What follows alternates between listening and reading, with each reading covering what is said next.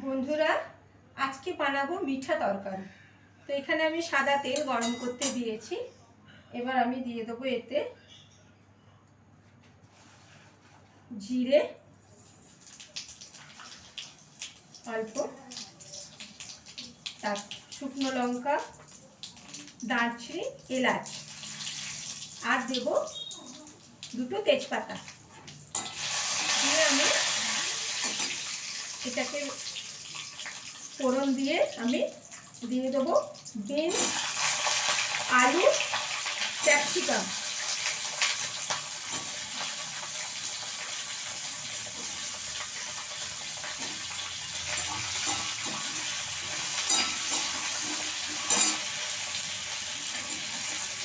দিয়ে এটা আমি হালকা লাল লাল করে হালকা ব্রাউন একটু ভেজে নেব। আমি আলু, বিনস আর ক্যাপসিকামটা হালকা করে একটু ভেজে নেব।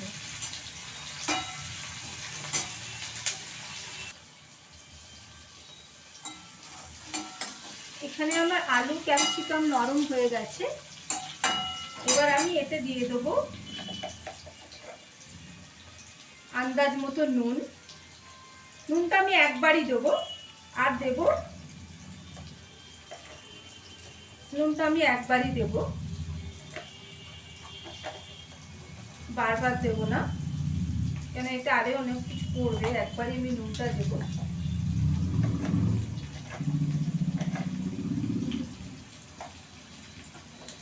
আর দেব হলুদ দিয়ে এটাকে আমি আবার একটু ভেজে নেব।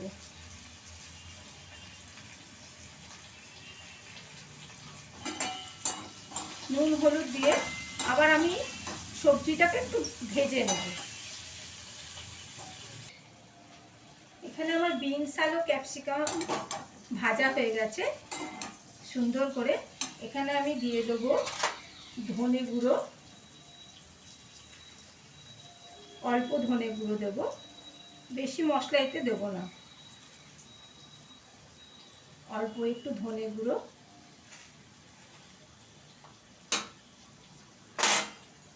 অল্প একটু কাশ্মীরি লঙ্কা, আন্দাজ মতো যে যেরকম ঝাল খাবে।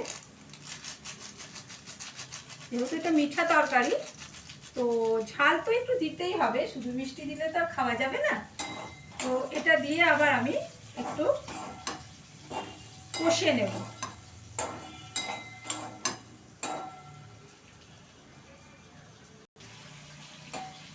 সবজির সাথে আমি নুন হলুদ দিয়ে ভেজেছিলাম। এবার আমি কাশ্মীরি লঙ্কার গুঁড়ো আর একটু ধনে দিয়ে আমি এটা একটু অল্প জল দিয়ে মশলাটা আমি কষে নিয়েছি। এবার আমি এতে দেবো টমেটো বাটা।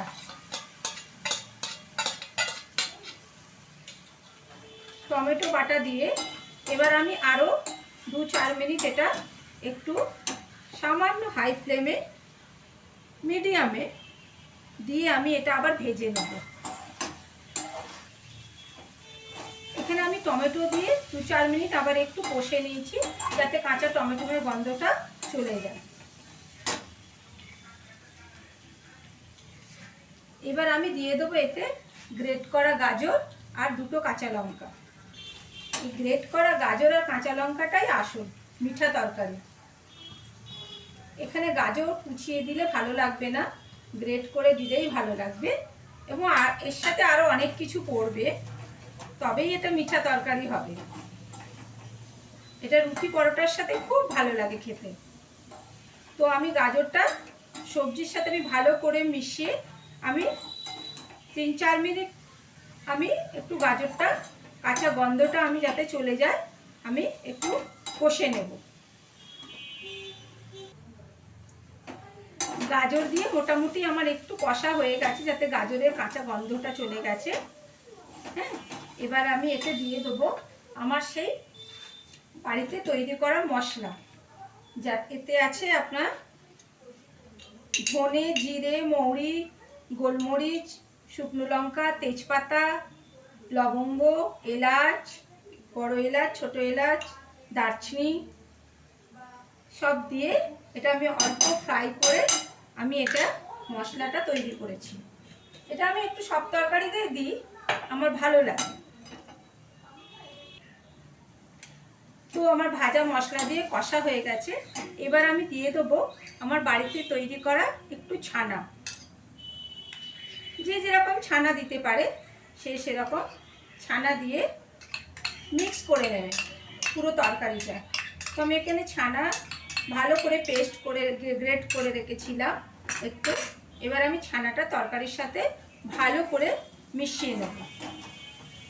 খুব টেস্টি হবে তরকারিটা, তাই জন্য আমি ছানাটা দিলাম। এটা অবশ্য সম্পূর্ণ সাদা তেলে হবে। এবার আমি ছানাটা দিয়ে মিশিয়ে নেব। এখানে আমার ছানা পুরো মিশে গেছে একদম, এবং ছানার গন্ধও চলে গেছে। আমি 4-5 মিনিট এটা একটু ভালো করে এর সাথে সবজির সাথে আমি মিশিয়ে নিলাম। এবার আমি পরিমাণ মতো জল দিয়ে এটা ঢাকা দিয়ে দেবো।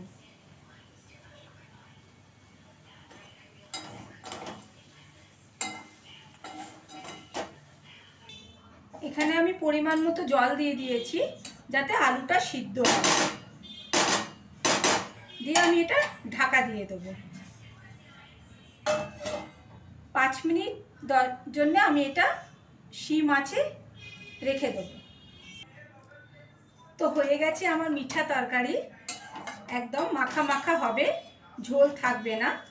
এতে কিন্তু মিষ্টি পড়বে না, কিন্তু গাজরের পরিমাণটা একটু বেশি পড়বে। আর গ্রেট করে গাজরটা দিলে আপনি মিঠা হয়ে যাবে। তো আমার তরকারি হয়ে গেছে। আমি এতে নামাবার সময় দিয়ে দেবো অল্প একটু বাটার। আপনারা বাটারটা দিতেও পারেন, নাও পারেন। তো আমি দিলাম যাতে আমার একটু স্বাদটা ভালো লাগবে। আমার মেয়ে একটু বাটার খেতে ভালোবাসে, তো এতে দিয়ে দিলাম। তো হয়ে গেল আমার তরকারি কমপ্লিট। গ্যাস আমার অফ করা আছে। আমি এটা মিশিয়ে নেবো, বাটারটা মিশিয়ে আমি এটা ঢাকা দিয়ে রেখে দেবো। এবার আমি এটা রুটি দিয়ে এটা রাতে খাওয়া হবে। আপনারা পারলে পরোটা দিয়েও খেতে পারেন। তাহলে আসি।